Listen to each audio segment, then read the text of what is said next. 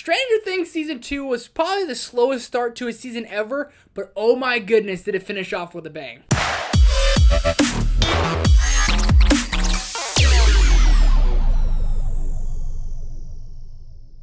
What is up, Film Geeks? My name is Trevor and welcome to my channel. I just got done watching Stranger Things Season 2, and if you've been following my channel for a while, you know I was doing episode reactions to Stranger Things, and I recently discontinued the series, but I still want to talk about the show leading up to Season 4 coming out later in May, and Stranger Things Season 2 honestly ended up being a great season. But before we get into the season, which is going to be a little bit of a spoiler-filled review for it, if this is your first time here, hit that thumbs up button for me and subscribe button for me for much more Stranger Things content coming very soon in the future. Cannot wait for to get into Season 3 and to Season 4. And if you like the spoiler review, let me know down below in the comments, and I'll make sure to do one for Season 3. And let me know by hitting that thumbs up button for me. So let's hop into this season. So Season 1 is one of my favorite seasons of TV ever. I thought from start to finish, it packed all the emotional punches and packed just a great and awesome story, getting us to know these characters. It finished off with a bang. It finished off with a cliffhanger with Will still having like that thing inside of him. That leads us into Season 2. And in Season 2, we get introduced to honestly two of my favorite characters. One in Billy. I think he's a great villain, and I'm excited to see what they do with him in Season 3. But Max is such a likable and awesome character throughout the show, and her and Mike's tension really go throughout each and every episode and gives us something to kind of not look forward to, but grab onto, that Mike's eventually going to turn around on Max, so it seems. And Max is a very likable character. And Sadie Sink, I'm a big fan. If you have seen Taylor Swift's short film last year, you know that she can act. She's absolutely fantastic. So Sadie Sink in this season was such a great addition, but the beginning was a little bit slower. It was getting good. I just didn't know exactly where the direction was going to go at the beginning of the season. And episodes kind of picked up and said, okay, we're picking up here a little bit. Steve comes in, and Nancy and Jonathan are out loving each other, and Steve just doesn't know. And I wasn't a big fan of Steve in Season 2, but now Season 1, but now we're here in Season 2, and you start liking Steve a lot more. He's less of that cocky, suave guy, bullshit, as Nancy calls him, and it kind of ends up getting humbled by Nancy in the season early on, and has to go on his own soul-searching journey as well. It ends up linking up with the kids, Dustin, Mike, Will, Lucas, all of them. He ends up linking up with them later on in the season, while Nancy and Jonathan are trying to find out what's still going on with the lab, everything like that. And that's what's so great about this season, is that it's spread all over the place, and every character and every journey gets hinted on nicely, and that's what I love about it so much. Let's focus on the main four here, or the main group here, with the boys and Max trying to be part of them. They have Dart, and that's what little Dustin has with him. Dart, who is just an evil thing that killed his mom's cat, and Dustin keeps him as a pet, which it shouldn't be a pet. And they're trying to explain to Max the entire time that there's aliens, basically, and we have to fight them, and she does not believe in it, and that creates a lot of good banter throughout the season. But that's kind of the main focal point of the beginning, like, where's Dart, is what's Dustin doing with Dart, and where's Dart going to become, where's Dart going to go, what's going to happen with Dart, and how many times are we going to say Dart.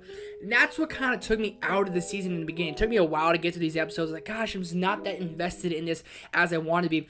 But we soon to find out that Dart is just bad, like bad all over the place, bad with a B-A-D capital, and Dart kills his mom's cat, and Dart slowly becomes bigger and bigger and bigger, and we find out there is more Dart, and then Max calls them dogs. You sure it's not just a dog? These are like grizzly bear alien dogs is what they are. And as the season went on, the episode 6 was like the pinnacle of awesomeness and dopeness, and that's when they have this huge showdown with Steve and basically Baby sitting there with his bat, and those dogs all come running after him. And while Will and Bob the Brave, who we'll get to in a second, and Mike and Joyce and Hopper are all at the lab with Will, because Will is just freaking out, not doing good, they have this huge showdown, and it really got me invested in this season. That episode 6 was awesome and epic, and ended off a cliffhanger. But then we hop to episode 7, which is, I think, overhated, but it's safe to say it is the worst episode of the entire series. And it focuses on Elle, who doesn't have a lot of limelight in this season until later on. And Elle, I go to learn a lot more about her, and she finds other people that are kind of like her. And I wonder if we're going to see them again in season 3. That's where Elle goes, and the whole episode's focused on Elle, and I enjoyed that, but I wanted so much more, because episode 6 ended off on such a cliffhanger. You want to see what's going to happen next. Then it focuses on Elle, but then Elle comes back, and it comes into episode 8 of season 2, and that right there was a awesomeness of an episode. And at the end of that episode, when Elle comes walking in the room and Mike never gave up on her, I literally shed tears. That's actually the first time in my life that tears streamed down my face while watching a show, and I stayed up to like 2 in the morning watching and finishing the season. and it hit on those emotional levels for me that I wanted to. And Elle finally came back because she was away from the group the entire show, and it made me so sad inside. And I was wanting her to be with the group, wanted her to be with Mike, because Mike never gave up on her, and Mike was mad at Hopper, but Hopper was just doing his job to protect her, and Hopper is the unsung hero always. But seeing Elle walk through that door just got a big smile on my face, and hit me in the heart, hit me in the feels real good, got me emotional, and really set up the season finale awesomely, epically, dopely. And that's exactly what it is. The season finale is a cumulative of the slow burn of a season. It's everything and more you want. You have Max, you have Hopper, you have Steve, you have Jonathan, you have Joyce, you have the whole gang on the screen together, all while Billy's out there looking for Max. Like, literally all the characters are coming to this point, and the season finale did not disappoint. I mean, it's epic with its action. It's epic to see how much Elle has grown, how much she's learned about her powers, and the relationships everyone's getting back together, and so many acts of heroism with these characters. And that's where we're going to lead to Bob the Brave, a unsung hero of season 2, one of my favorite characters in Stranger Things in general. And Sean Astin played his character so well, but Bob the Brave, I had a feeling he wasn't going to make it, and I'm not going to lie, he hit that emotional punch, but it was kind of predictable that Bob was not going to make it out. But he just loved Joyce and loved these kids so much, and though he was dorky and kind of weird, Bob the Brave acted brave, and he just didn't make it, and you knew it was coming, and it hit that emotional level for me. It really did. So when he went, I was like, man, everyone's at stake, and Bob seemed like a character that they could pick off at any time, and they did, and it did pack that emotional punch. And I'm guessing in season 3 we're going to see how everyone kind of deals with that.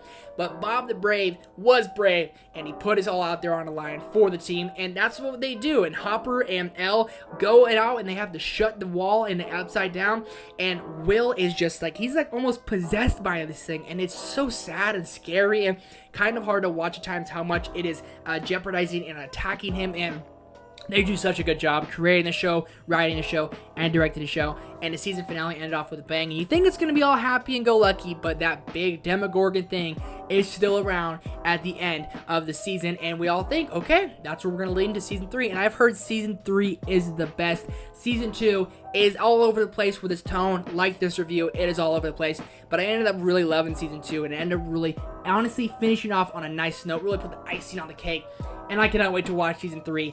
I really liked season 2 a lot. I won't say love because the beginning was hard to get through and has my least favorite episode from the entire series. But I really freaking liked this season. Let me know your guys' thoughts on season Stranger Things season 2 down below in the comment section. Hit that thumbs up button for me. Hit that subscribe button for me. Let me know if you want to see the season 3 spoiler review, and we'll do lots of theories for Stranger Things season 4 coming out later in May. Cannot wait for all of it. Thank you guys so much for watching. Hit that thumbs up button for me. Hit the subscribe button for me. I'll see you in the next one.